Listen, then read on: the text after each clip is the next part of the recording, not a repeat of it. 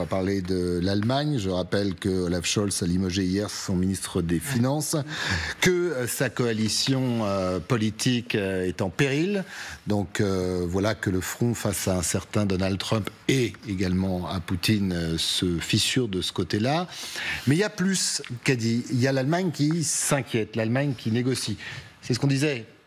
Le danger que chacun négocie en fonction de ses intérêts. Eh bien, l'Allemagne a peur, alors pas des États-Unis certainement, mais va peut-être demander une protection des États-Unis. L'Allemagne qui a dit a peur de la Russie, et l'Allemagne a décidé de réintroduire, avec des inquiétudes d'invasion russe, le service militaire. Ça paraît rien, mais ça dit beaucoup. On parle de l'Allemagne. Oui, c'est un vrai signal, effectivement, Christophe. Alors, le service militaire obligatoire en Allemagne, on le sait, c'est fini depuis 2011. D'ailleurs, on le sait, le pays a un vrai problème avec son armée allemande. Il y a un traumatisme, on ne va pas refaire l'histoire, la Bundeswehr. L'Allemagne a beaucoup de difficultés à recruter. C'est un vrai problème, il y a une vraie crise des vocations, et ça fait un petit moment, d'ailleurs, on va faire un petit état des lieux ensemble. L'armée allemande, en 2024... c'est ça, 181 000 soldats, c'est légèrement en dessous des 203 000 soldats requis en temps de paix, simplement. Les statistiques sont d'autant plus inquiétantes que pour Berlin que l'effectif nécessaire en cas d'attaque contre l'OTAN, vous voyez, c'est plus du double. Entre 370 000 et 460 000 soldats, ce sont la source du ministère allemand de la Défense. Actuellement, ils sont environ 10 000 jeunes hommes et femmes qui effectuent leur service militaire volontaire chaque année.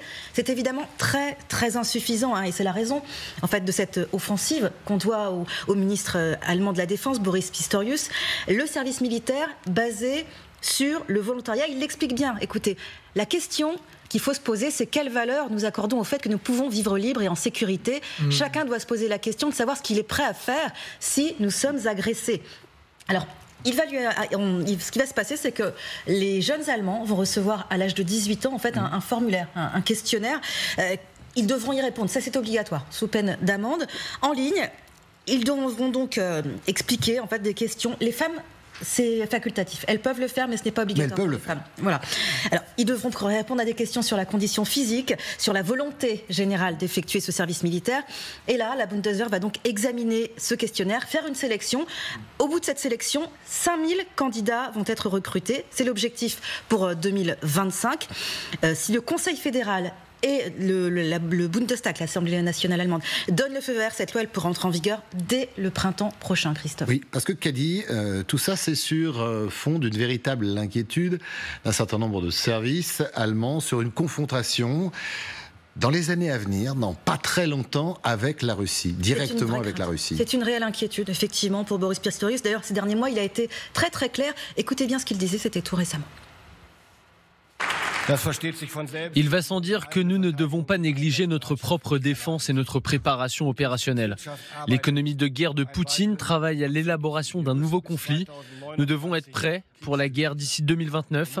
Nous devons assurer la dissuasion pour éviter que les choses n'en arrivent à l'extrême. Voilà, Boris Pistorius, lui, il espérait le rétablissement du service militaire obligatoire face à la menace russe. Ça n'a pas pu se faire, querelle interne dans le parti.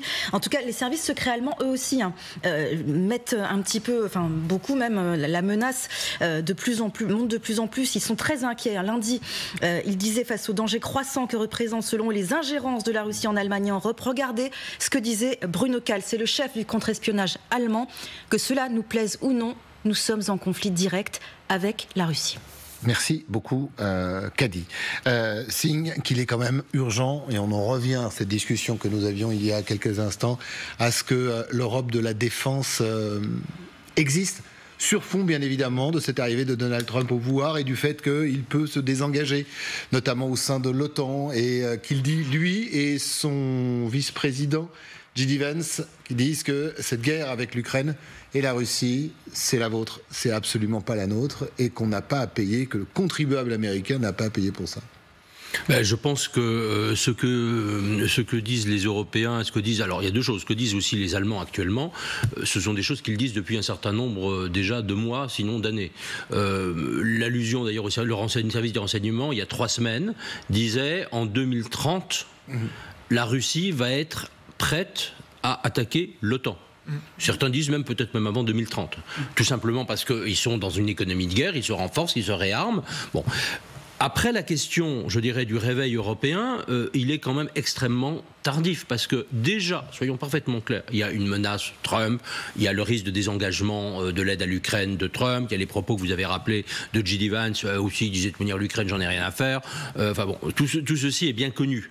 Mais est-ce que, par exemple, si demain l'Estonie est attaquée par la Russie, et même si on avait un président Biden ou une présidente Harris, admettons même si on avait eu ce scénario-là, est-ce que les Américains enverraient des troupes, puisqu'il ne s'agit pas de l'arme nucléaire, hein, là, il s'agit d'envoyer des troupes pour défendre l'Estonie ou la Finlande, par exemple, attaquée? Je crois que vous avez la réponse, Nicolas. Mais voilà, donc la question, si vous voulez, de la crédibilité de la garantie américaine, elle se pose là. Et moi, j'ai pu le constater plusieurs fois dans des discussions avec aussi des Sud-Coréens et des Japonais. Il se pose aussi depuis assez longtemps, concrètement depuis Obama, soyons parfaitement clairs, pour ces pays-là, aussi en Asie. Et je dirais que Trump renforce peut-être effectivement cette crainte ou ce risque, mais vous avez une continuité. Et encore une fois, c'est pas uniquement l'épouvantail Trump. Bien sûr, il est horrible. Je pense que le risque Trump, il est majeur. Il est d'ailleurs encore plus dangereux, sans doute, sur le plan intérieur par rapport à l'état de droit, la justice, au respect du droit des minorités, etc. Mais encore une fois, c'est un risque ancien. Et qu'est-ce qu'on a fait pour se préparer d'ici là? Quels sont les plans qu'on a mis en œuvre? Encore une fois, ils sont extrêmement faibles. Encore une fois, nous en avons parfaitement, on est tous d'accord là-dessus, je crois, les capacités.